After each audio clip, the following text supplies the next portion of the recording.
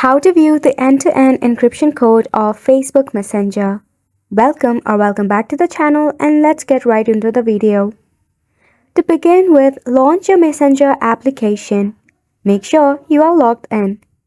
Now to begin with, tap on the three horizontal line at the top and head to the settings option. From here, scroll down until you see the option of privacy and safety. Tap on the option. Then under Security, tap on End-to-End Encrypted Chats and head to Security Alerts. Tap on View All Logins. Select any of the login device, and at the bottom you will see your end-to-end encryption key. Make sure to never share your key as it may attract some of the hacks. If you do not have such feature, it is most likely that your application is not updated. In that case, you can just open up your Play Store or App Store if you're using iOS device. In the search bar, search for your Messenger application.